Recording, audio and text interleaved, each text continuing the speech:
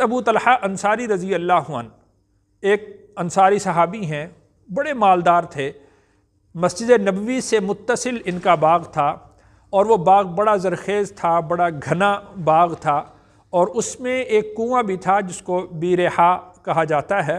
اور رسول اکرم صلی اللہ علیہ وسلم بھی کبھی وہاں پر تشریف لے جاتے اور اس کنویں کا پانی نوش فرمایا کرتے تھے۔ تو جب یہ آیت نازل ہوئی تو حضرت ابو طلحہ انصاری رضی اللہ عنہ رسول اللہ صلی اللہ علیہ وسلم کی خدمت میں حاضر ہوئے، اور انہوں نے عرض کیا کہ اے اللہ کے رسول صلی اللہ علیہ وسلم، مجھے اپنے مال میں سے سب سے زیادہ یہ باغ محبوب ہے، اس کو میں آپ کی خدمت میں پیش کرتا ہوں، آپ اس کو جہاں چاہیں صرف فرما دیں۔ رسول اللہ صلی اللہ علیہ وسلم نے فرمایا یہ تو بڑا زرخیز اور بڑا منافع بخش باغ ہے، تو تم اس کو اپنے اقرباء کے اندر تقسیم کر دو۔ تو حضرت ابو طلحہ انصاری رضی اللہ عنہ نے اپنے چچا زاد بھائیوں کے درمیان اس کو تقسیم کر دیا۔